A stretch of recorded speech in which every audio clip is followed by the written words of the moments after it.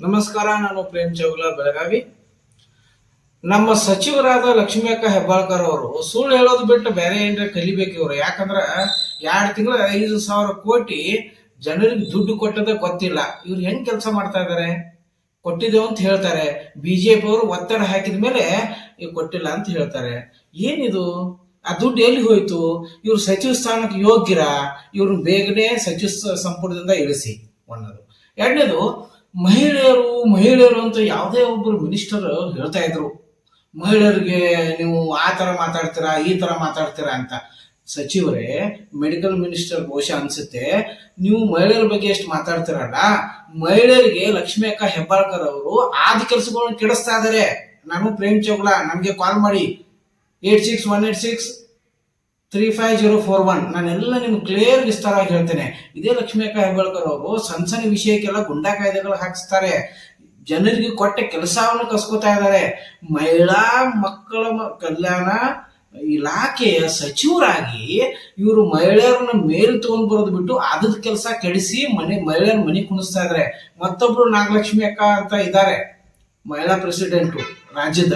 ಅವರು ಕೂಡ ಲೆಟರ್ ಕೊಟ್ರೆ ಆ ಲೆಟರ್ ಪರಿಗಣಿಸಿ ಎಲ್ಲಾ ಕಾನೂನುಬದ್ಧವಾಗಿರುವ ದಾಖಲಾತಿಗಳನ್ನ ಚೆಕ್ ಮಾಡಿ ಒಂದು ಲೆಟರ್ ಬರಿತಾ ಇಲ್ಲ.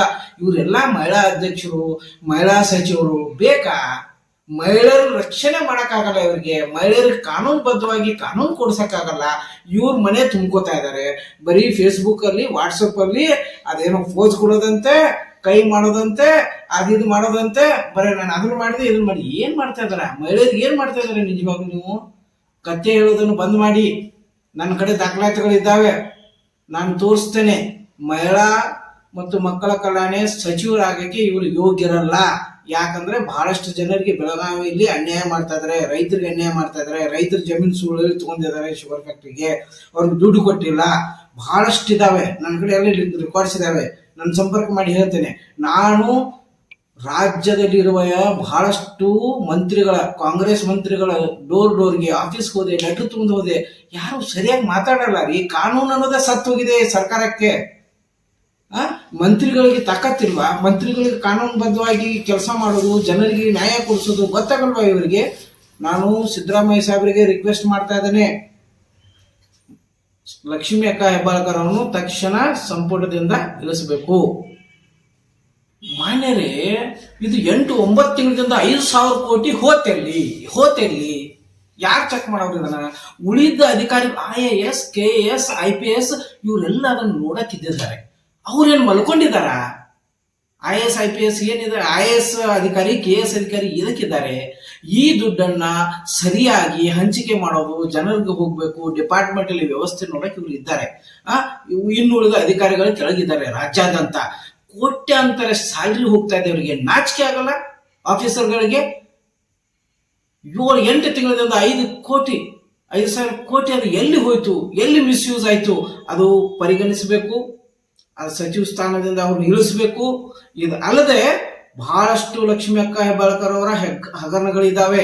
ದಬ್ಬಾಳಕೆ, ದೌರ್ಜನ್ಯ.